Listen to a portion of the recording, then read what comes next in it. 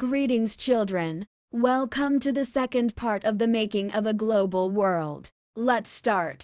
As food prices fell, consumption in Britain rose. From the mid-19th century, faster industrial growth in Britain also led to higher incomes, and therefore more food imports. Around the world, in Eastern Europe, Russia, America and Australia, lands were cleared and food production expanded to meet the British demand.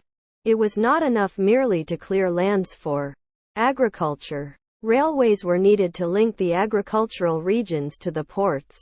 New harbors had to be built and old ones expanded to ship the new cargoes. People had to settle on the lands to bring them under cultivation. This meant building homes and settlements. All these activities in turn required capital and labor. Capital flowed from financial centers such as London. The demand for labor in places where labor was in short supply, as in America and Australia, led to more migration. Nearly 50 million people emigrated from Europe to America and Australia in the 19th century. All over the world, some 150 million are estimated to have left their homes, crossed oceans and vast distances over land in search of a better future. On your left, Figure 6, Emigrant Ship Leaving for the US, by M.W. Ridley, 1869. At the bottom, Figure 7, Irish Emigrants Waiting to Board the Ship, by Michael Fitzgerald, 1874. Thus by 1890, a global agricultural economy had taken shape, accompanied by complex changes in labor movement patterns, capital flows, ecologies and technology. Food no longer came from a nearby village or town, but from thousands of miles away. It was not grown by a peasant tilling his own land, but by an agricultural worker, perhaps recently arrived, who was now working on a large farm that only a generation ago had most likely been a forest. It was transported by railway, built for that very purpose, and by ships which were increasingly manned in these decades by low-paid workers from southern Europe, Asia, Africa and the Caribbean. Imagine that you are an agricultural worker who has arrived in America from Ireland. Write a paragraph on why you chose to come and how you are earning your living. Some of this dramatic change, though on a smaller scale, occurred closer home in West Punjab. Here the British Indian government built a network of irrigation canals to transform semi-desert wastes into fertile agricultural lands that could grow wheat and cotton for export. The canal colonies, as the areas irrigated by the new canals were settled by peasants from other parts of Punjab. Of course, food is merely an example. A similar story can be told for cotton, the cultivation of which expanded worldwide to feed British textile mills. Or rubber. Indeed, so rapidly did regional specialization in the production of commodities develop, that, between 1820 and 1914 world trade is estimated to have multiplied 25 to 40 times. Nearly 60% of this trade comprised primary products, that is, agricultural products, such as wheat and cotton, and minerals such as coal.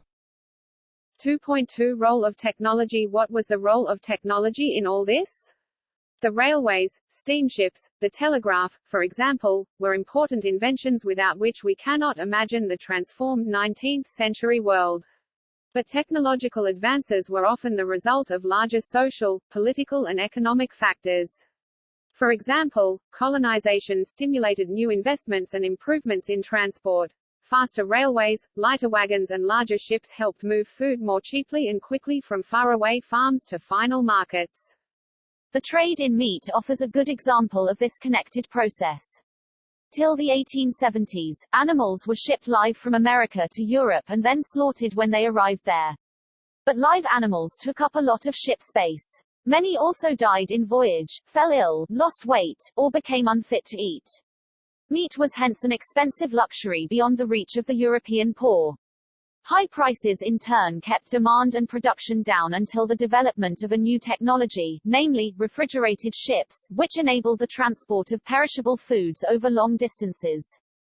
Now animals were slaughtered for food at the starting point, in America, Australia or New Zealand, and then transported to Europe as frozen meat.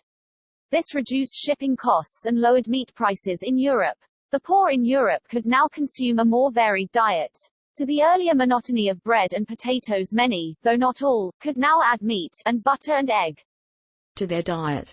Better living conditions promoted social peace within the country and support for imperialism abroad. 2. 3. Late 19th century colonialism. Trade flourished and markets expanded in the late 19th century. But this was not only a period of expanding trade and increased prosperity. It is important to realize that there was a darker side to this process. In many parts of the world, the expansion of trade and a closer relationship with the world economy also meant a loss of freedoms and livelihoods. Late 19th century European conquests produced many painful economic, social and ecological changes through which the colonized societies were brought into the world economy. Fig. 8. The Smithfield Club Cattle Show, Illustrated London News, 1851. Cattle were traded at fairs, brought by farmers for sale. One of the oldest livestock markets in London was at Smithfield. In the mid-19th century, a huge poultry and meat market was established near the railway line connecting Smithfield to all the meat-supplying centers of the country. Fig. 9. Meat being loaded onto the ship, Alexandria, Illustrated London News, 1878. Export of meat was possible only after ships were refrigerated. Look at a map of Africa. Fig. 10. You will see some countries' borders run straight, as if they were drawn using a ruler. Well, in fact this was almost how rival European powers in Africa drew up the borders demarcating their respective territories. In 1885 the big European powers met in Berlin to complete the carving up of Africa between them. Britain and France made vast additions to their overseas territories in the late 19th century. Belgium and Germany became new colonial powers. The U.S. also became a colonial power in the late 1890s by taking over some colonies earlier held by Spain. Let us look at one example of the destructive impact of colonialism on the economy and livelihoods of colonized people. Sir Henry Morton Stanley in Central Africa. Stanley was a journalist and explorer sent by the New York Herald to find Livingstone, a missionary and explorer who had been in Africa for several years. Like other European and American explorers of the time, Stanley went with arms, mobilized local hunters, warriors and laborers to help him, fought with local tribes, investigated African terrains, and mapped different regions. These explorations helped the conquest of Africa. Geographical explorations were not driven by an innocent search for scientific information. They were directly linked to imperial projects. 2.4 Rinderpest, or the cattle plague. In Africa, in the 1890s, a fast-spreading disease of cattle plague or rinderpest had a terrifying impact on people's livelihoods and the local economy. This is a good example of the widespread European imperial impact on colonized societies. It shows how in this era of conquest even a disease affecting cattle reshaped the lives and fortunes of thousands of people and their relations with the rest of the world.